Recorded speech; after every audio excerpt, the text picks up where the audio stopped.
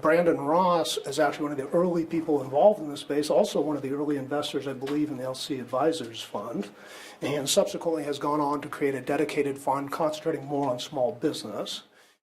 When you're trying to work with clients and help them understand why this is a good idea, you have to have a story. For me, the story is really Renault's slide that shows that interest rates have fallen and rates charged on private debt.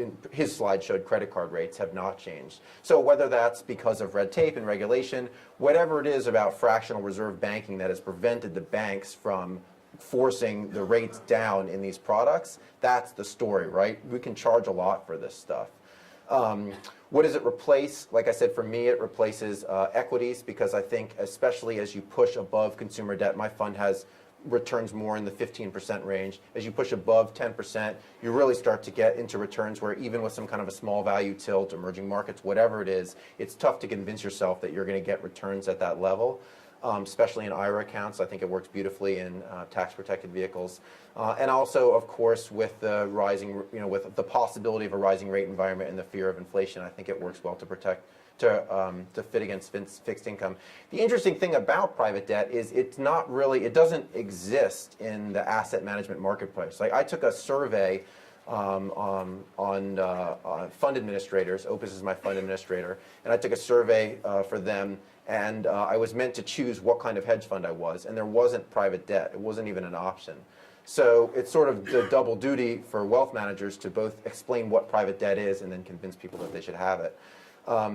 The next question, I think, is sort of how do you do due diligence on this new thing? And I think that's where the transparency helps. For the most part, these funds are almost completely transparent. In mine, you can actually see what's in the fund. You can do the same thing or understand what's in the fund when you look at lending club funds.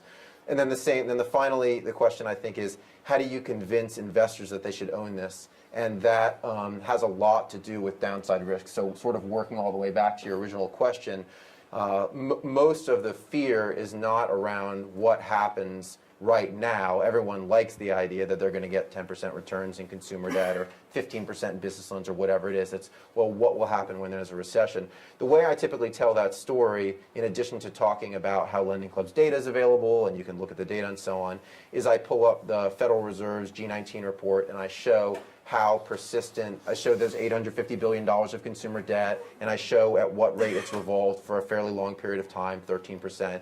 And then I pull up another report on the Federal Reserve website which has the default rates. It's the non-seasonally adjusted charge-offs for all banks. And what you can see there quite clearly is that charge-offs peaked, sort of post-recession charge-off peaked in Q2 2010 for banks at something like 10.97%. So this is a kind of a worst-case scenario in which the gross rate minus the charge-offs rate was still positive, and that tends to settle a lot of people's nerves, and that's usually how I tell that story. Okay, I want to thank everybody.